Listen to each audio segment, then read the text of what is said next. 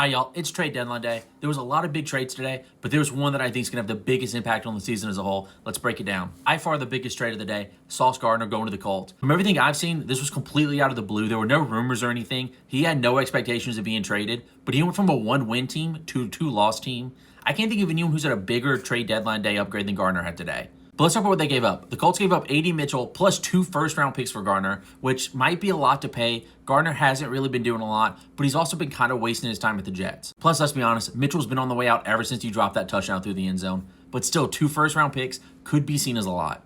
Look, Gardner, he's 25. He's got a ton of promise. Plus, he's going to a team that's actually going to utilize his skill set. The Colts defense, they love zone coverage. That is exactly what Gardner is built for. That's his strong suit. Plus, he's got the build for it. I think he's really going to thrive in Indy. But the main thing we all want to know, what does the public think? What was the public's reaction? You know, I always go to Kalshi to see what the public's saying. If you look, Indianapolis, they kind of spiking up lately. They were about 7 or 8% earlier today. But once that trade news broke, they shot up to 9. The Bills are still 14% to win the Super Bowl. I don't exactly know why. I think Indy's just as good as Buffalo, if not better. But look, if you want to make your own prediction, kind of get in on this. I think that 9% is a great chance to get it while you can. But as always, let me know your thoughts down below. Let me know if you think it was a good trade, bad deal, who you think the biggest winner and loser was today.